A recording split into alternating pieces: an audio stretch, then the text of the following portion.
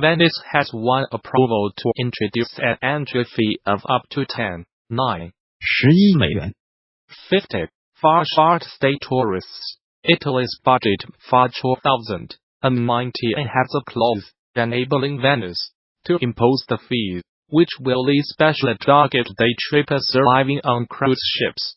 Tourists already pay a similar landing tax when they visit Italy's tiny Aeolian Islands.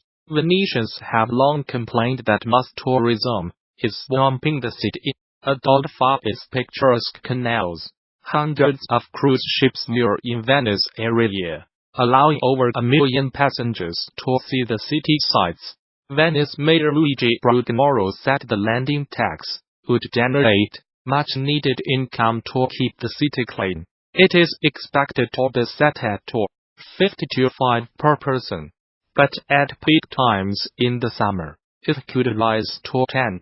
Venice plans to have the tax in place at the 2019 high season. It will apply only to tourists, but it is not clear whether it will replace a city tax already levied on hotel occupants. That tax brings in about $30 million annually, but the landing tax could generate more an estimated $50 million. Cruise passengers are easily identified, Italian officials say, but it may prove harder to tax day trippers arriving by air, road or rail. Local residents, workers and students will be exempt. For years, there have been protests by Venetians who say mass tourism is spoiling the city's character.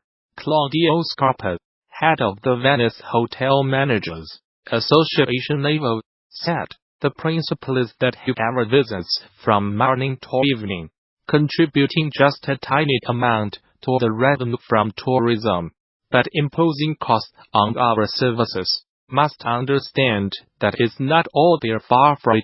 A popular tourist attraction has become the latest Chinese company to show solidarity with Huawei's chief finance officer, Meng Wanzhou, who was arrested in Canada on 1 December.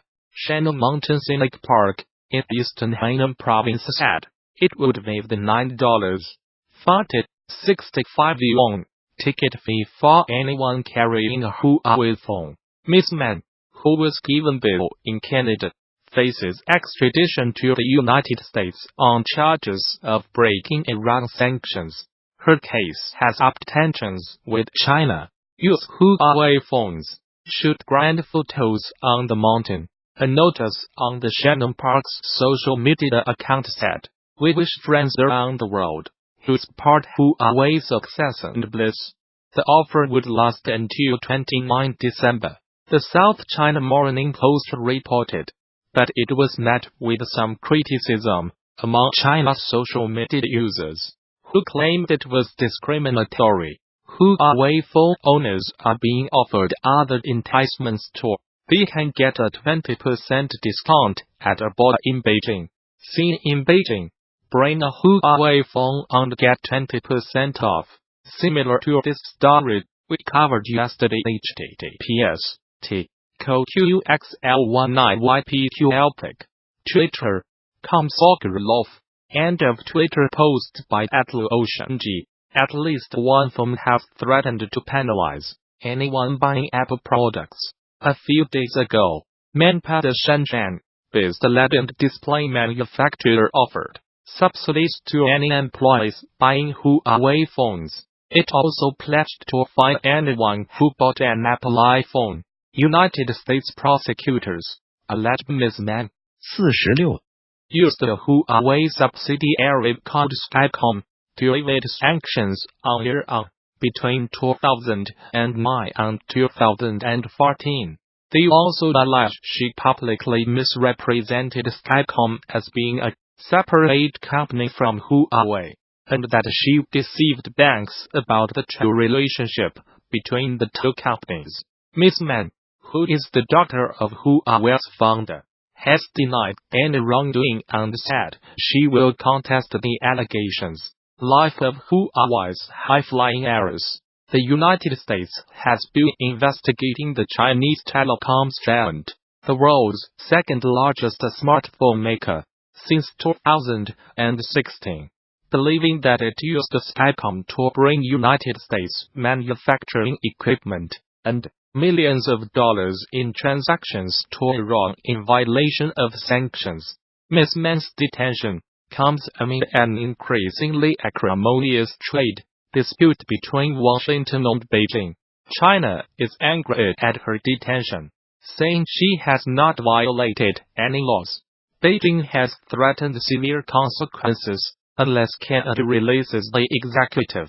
Since her arrest, 2 Canadians, a former diplomat and a businessman, have been detained in China on suspicion of harming national security.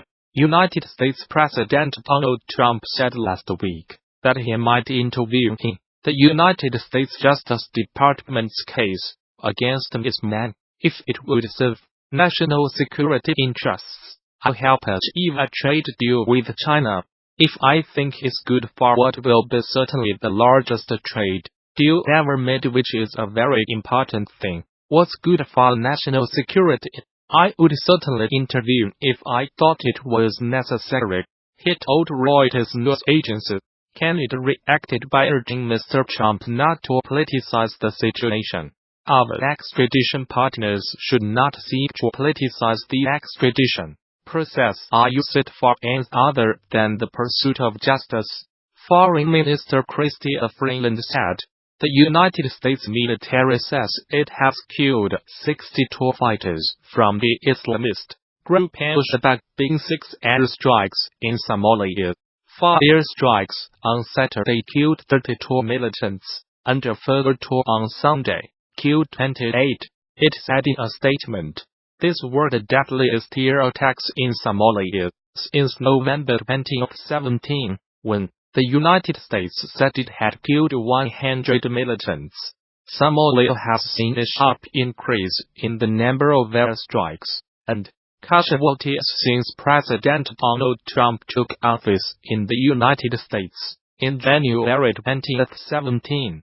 A tally by the Bureau of Investigative Journalism reveals that at least 400 people have been killed in airstrikes since the beginning of 2017, far more than the previous 10 years combined. The latest strikes bring to at least 40 the number carried out in Somalia so far this year, compared with 35 recorded in 2017. The United States has a huge military base in neighboring Djibouti, from where it launches attacks on the militants. Mr. Trump gave the United States military greater authority in March 2017 to attack militants in Somalia. Traditionally, United States presidents have been wary of intervening in Somalia since ATN Special Forces soldiers died fighting militias in the capital Mogadishu in 1993, a battle dramatized in the film Black Hawk Down. No civilians were killed in the latest airstrikes, which were carried out in coordination with the Somali government, the United States military said. Alongside our Somali and international partners, we are committed to preventing Al-Shabaab from taking advantage of safe havens from which they can build capacity and attack the people of Somalia, the United States Africa Command said. Al-Shabaab, which is linked to Al-Qaeda, has not yet commented on the latest strikes. Somalia-based security think tank the Higher Institute said in a report published in November that Al-Shabaab had been forced to change tactics following the upsurge in airstrikes. The institute said the group was now conducting fewer mass attacks on military bases, but attacks on government offices and businesses which refused to pay its taxes had increased markedly. The United States State Department, in its most recent report on terrorism, described Somalia as a terrorist safe haven, and said Al-Shabaab remained a threat.